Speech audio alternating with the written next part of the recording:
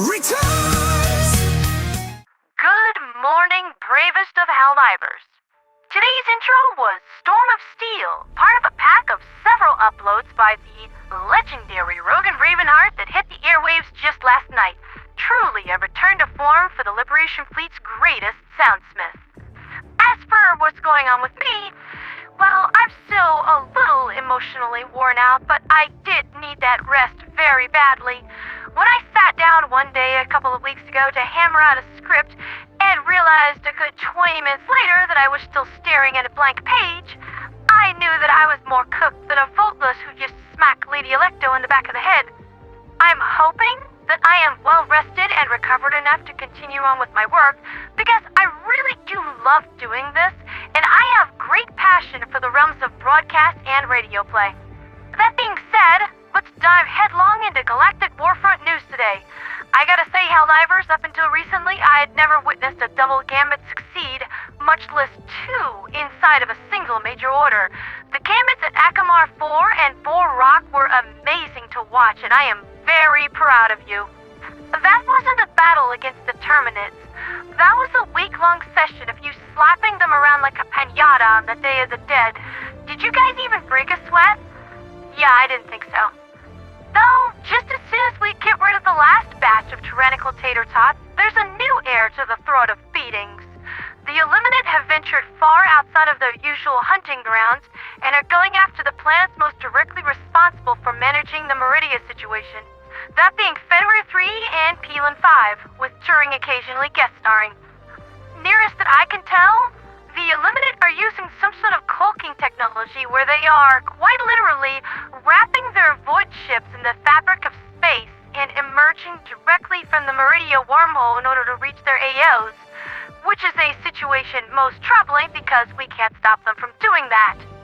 Fortunately, once they're on the ground, they are quite visible, and you can grant these shambling zombies a final death, good and proper, in whatever manner most suits you. Right now, they're hitting Fenrir III to try to throw the center of science off their game, but they're finding the resident wolves to be most disagreeable roommates. They always leave the toilet seat up, darn it! Oh, and they call an orbital strike to completely ruin your latest saucercraft's day. Rude. In other news, today is a very special day. It is my Eagle pilot, Samuel Darkstorm's birthday today, and he has made me swear not to buy him anything today, though he didn't say anything at all about gifts coming in next week. Heck, if he knew that I was going to throw this into my big comeback broadcast, he'd probably tell me not to do it, but I'm gonna do it anyway, because I'm a naughty girl. So, here's to the love of my life and his strange, irrational hatred of birthdays.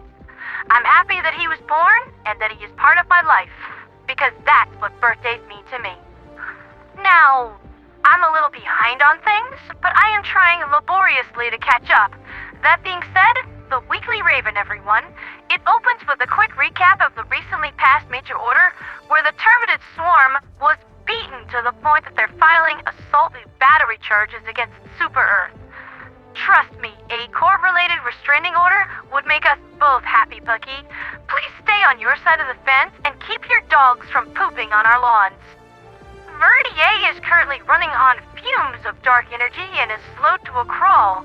I'm hoping that this weird science thing that they're building on Pandion V finally puts an end to the Illuminate superweapon, and I can announce that Operation Impending Doom 3 has been canceled. Don't mind us, just saving the universe again.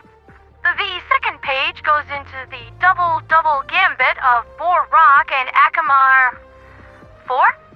5? There's a typo here. And the Raven warns that this is only making the Swarm angrier. But hey, if they were better at doing anything about that, we'd all be speaking insect right now. Next up is Norse Lore of the Week. Yggdrasil is the tree of life that holds the 10 realms on its branches, meaning Pherkad of Valheim again. Several animals consider the tree home, such as the dread dragon Nidhogg that chews on its roots, and the ever-mysterious Renatosker, who may or may not be Foamy the Squirrel who broadcasts on Ill Will Press, and has been trying for at least the last few centuries to encourage humankind to think a little bit more.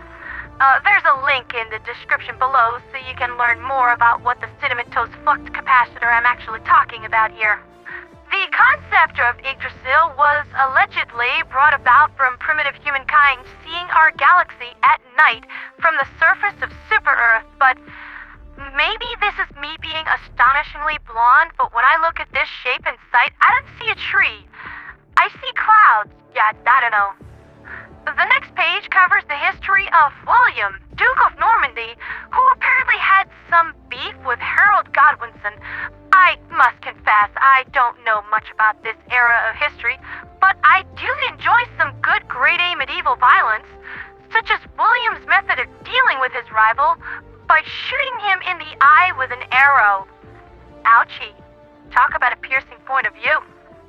Afterwards, William was crowned King of all England because all who would dispute him were too dead to argue back.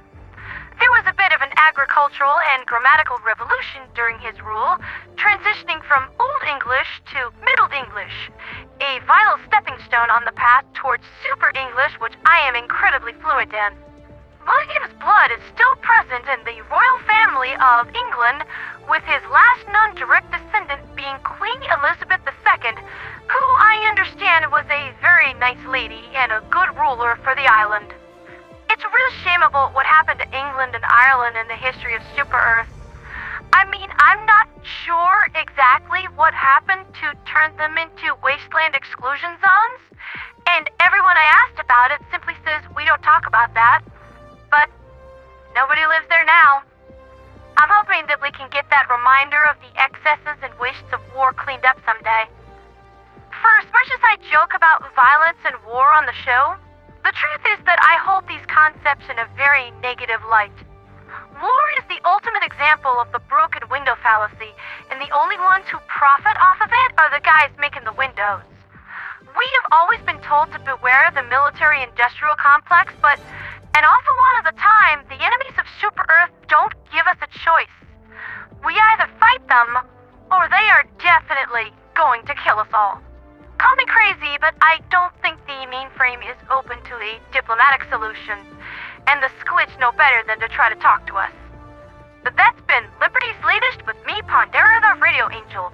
Tonight we'll bring new stock prices and a segment of the Geneva Suggestion, where I present a build that I've been working on that has increased my survivability and combat effectiveness, not to mention racking up quite literally hundreds, if not thousands, of melee kills against the Illuminate. Stay tuned, dear divers. The squids aren't letting up just yet. If they follow the pattern they demonstrated thus far, they're only just getting started.